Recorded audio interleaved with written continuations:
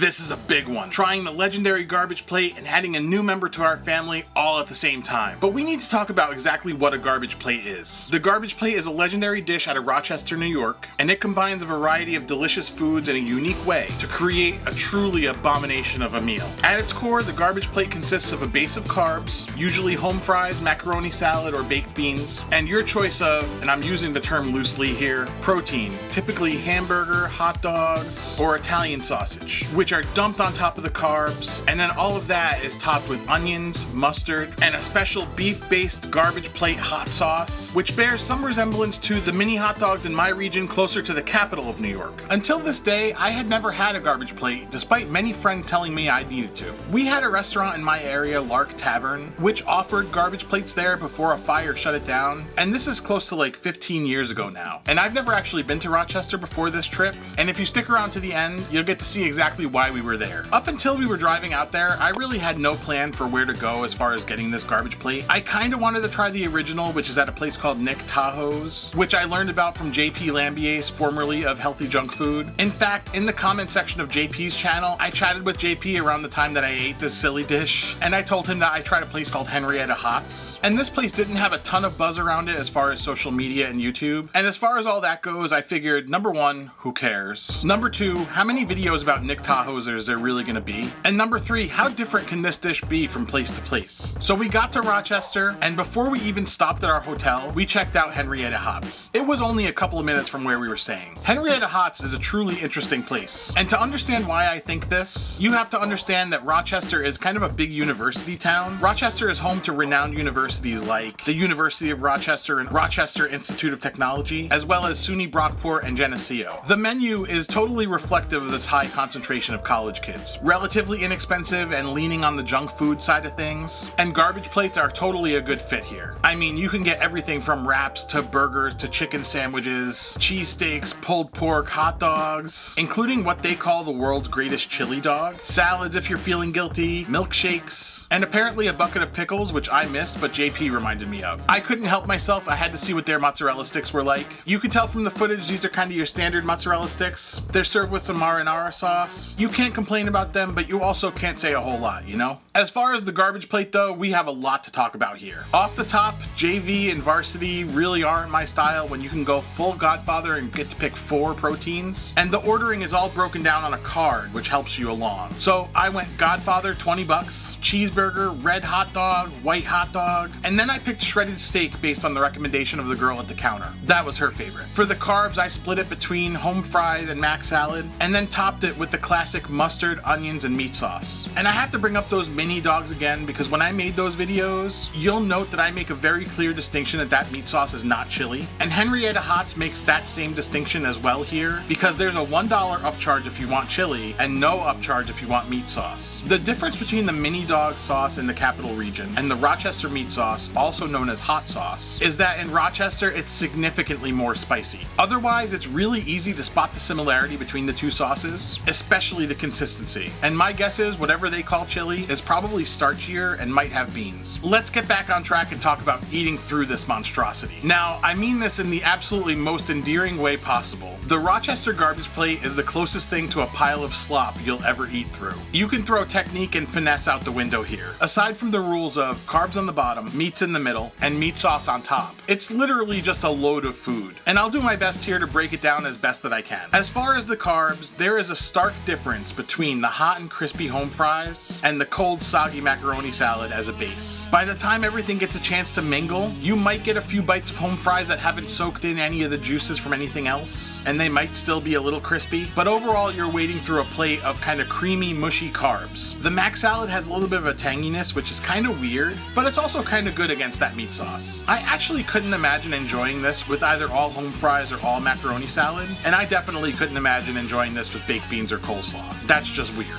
The proteins pretty much soak up the meat sauce, and I'll say right now it was kind of a mistake to get shredded steak here because it essentially served to dilute the flavor of the meat sauce and add very little difference in texture. Basically, wherever there was steak, I couldn't tell the difference between the steak and the ground meat from the meat sauce. The cheeseburger was fairly standard. The most special bites of the plate to me were those red hot and white hot dogs, and those each were split and grilled before they were added to the dish. One thing you'll notice in the footage of me eating this is that the place got really busy. It was literally like they were bussing them in for dinner. Right behind us, a party of 8 showed up, and then a party of 20 was right behind them. And it was only around 8:15 p.m., which is kinda nuts. On top of this thing, the meat sauce kinda overpowers everything, but they sneak the onions under there, and those have kind of a sharp and pungent flavor, and then that yellow mustard brings a little tanginess, while that garbage plate hot sauce brings kind of spices and spiciness to it. And that's what really ties it all together, that meat sauce. For the bites that were hot dogs topped with these toppings, it basically reminded me exactly of those local mini hot dogs that we have here in the capital region. Except the onions for the Rochester garbage plate here were chopped much bigger than that. So yes, that meat sauce was very familiar, but I was not used to it being as spicy as Rochester. And as much as I tried, you know I couldn't get out of Henrietta Hots without making a mess! A kind of weird fact that I learned while doing research to make this video. Nick Tahoe's actually trademarked the name garbage plate, which forces the other places in the area to call theirs trash plates or just plates. How unfun is that? Nevertheless, with garbage or trash in the name, I can't say this is a plate that I'll ever love, but in terms of it being a part of the identity of a region, I respect the hell out of it. I like just about everything about this experience, except for the fact that those final bites are kind of soupy and a little rough. Now maybe that's a function of the fact that I was sober while I was eating this, so maybe next time things will be different. Hold on, I had totally forgotten about that bread, but I gave it a quick try at the end, and yep, pretty average Italian bread. I just don't understand exactly how this fits in with the garbage plate. Is it supposed to soak up all that juice at the end? Let me know. I mentioned at the beginning of this video adding a new member to our family, which was happening the same day as the garbage plate. Before completing that mission, I tried the ultimate chocolate cake from the legendary Wegmans grocery store, and I also had to make a pit stop at good old Tim Hortons, both of which I'll cover in an upcoming vertical optimized vlog, so make sure you subscribe for that. But right now, meet Ophelia, our new French Bulldog puppy family member. She is all about the snuggles, but she doesn't hesitate to run around and nibble on stuff when she knows she's not supposed to. She would absolutely adore Rochester garbage plates if she could. She does love to sniff the mini hot dogs in my region. To get to know more about those hot dogs and that meat sauce that's common to my area and very similar to what's on the garbage plate, click into the playlist right here.